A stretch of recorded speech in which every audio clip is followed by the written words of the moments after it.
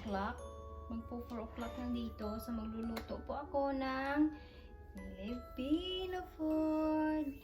Kasi parang namimiss ko yung Filipino food ngayon. So, ang lulutuin ko po ay ang galunggong. Magpapaksiw po ako ng galunggong. So, may galunggong na hapunan. Nandito na sa loob ng pan. Nilagyan ko lang siya ng suka. Yung suka po na ginawa ko dati nung nakaraang araw. So, ito po yung gagamitin kong pangsahog dito sa aking paksiw ng galunggong. Medyo maanghang na yata ito siya eh. Yeah, medyo maanghang na siya. So, ito lang po yung gagamitin kong sabaw. Tsaka medyo konting soy sauce. Yan lang. Bisaya to na paksiw. Tapos lagyan ko ng maraming garlic. Yan.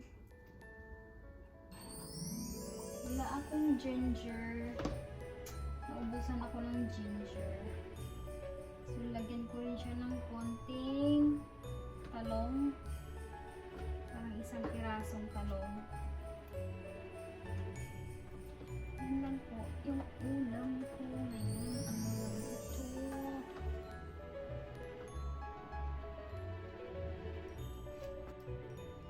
So ayan guys, nilagay ko na yung galunggong at saka yung suka na maasim. Yung sausawa na yung ginawa ko nung nakaraan. So nandito na po yung galunggong, nilagyan ko na po yung garlic, parang mga 5 na piraso na garlic, tsaka yung talong na isang piraso, galunggong. So nilagyan ko na siya. Lagyan ko na siya ng konting onions. Gusto ko maraming sahog. Tsaka nilalagyan ko siya ng watermelon, yung ampalaya. Yay! Yung ampalaya. So yung isa dito na ampalaya, lalagyan ko siya ng itlog. Dalawang itlog. Gigisa ko siya. So, ito, lagyan ko siya ng salt. Iniis ko kasi yung galunggong guys eh. Kaya lalagyan natin ng salt. Konting salt. Konting garlic powder. Maraming garlic. Para masarap. At saka chop na onion. Kunti lang. Kasi may onion na tayo eh. Bisaya na paksiw. Bisaya na inon-on. Yan. Tsaka pepper. Yung paminta. Lalagyan ko yata siya ng bilog na paminta para masarap.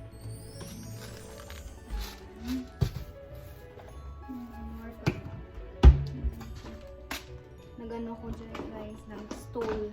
Kasi medyo maano yung ko taas. Lagyan ko ng pang seasoning. Kunti lang. Yan, kunti lang siya. Nor chicken broth. Chicken bowl, yung bouillon. Yan lang. Kasi wala akong umusan kasi ako ng magic sarap. Yung magic sarap ko dati. At yung soy sauce natin, lalagyan ko gana inon-on. Pinaugaw na inon-on. Ang sarap kasi ito guys.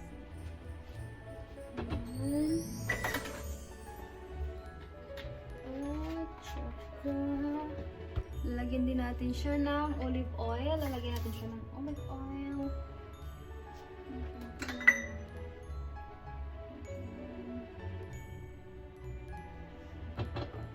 Ganda kasi siya pag medyo oily siya. Masarap kasi siya. Ayan. Saan yung bakit? So So, yan lang. Oh, medyo lagyan natin ng konting water.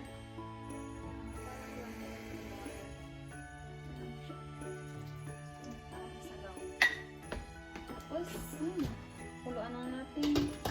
Tayo natin na maluto. So, ayan, lulutuin na natin siya. Ito na po yung paksiw ko. So, ayan guys, ito na po yung paksiw. So, mamaya, hintayin natin ng konti. Lutuin natin siya ng konti. Kuluan. Tsaka, tingnan yung mamaya natin. Tapos ngayon, magluluto ako ng ampalaya with itlog.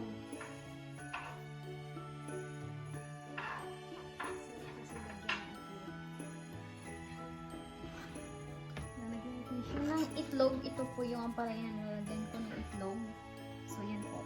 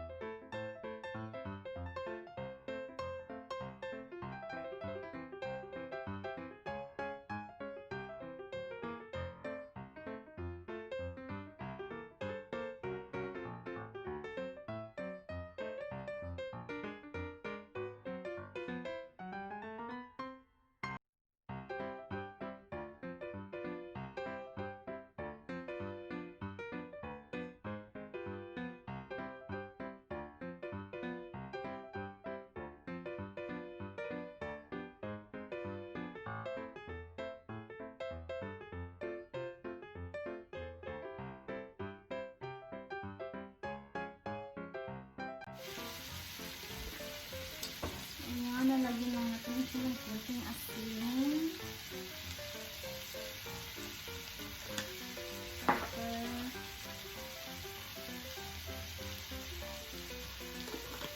Saka yung bouillon.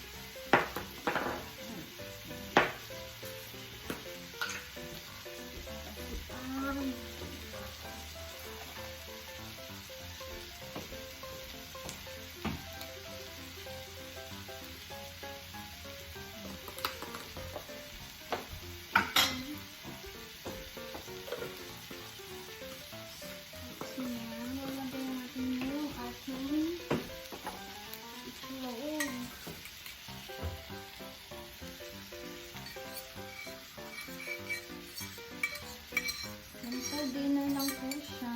Ito lang po.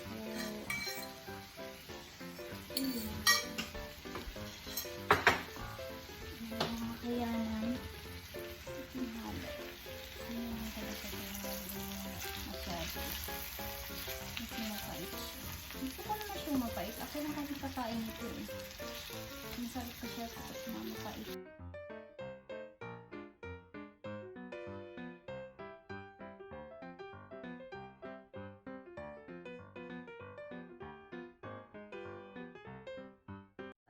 Ayan na guys ang niluluto ko. Ayan na po yung aking paksiw na pinauga.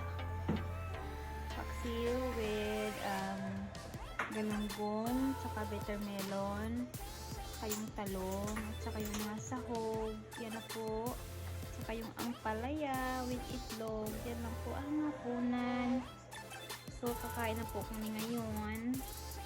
Yung my love ko at kain siya ng kanyang Mexican na leftover. Say hi, babe. Hi, babe. Alright, nag-iinit pa siya. Hindi kasi masyadong kumakain ng ganito. Kaya, nag-iinit lang siya ng ano.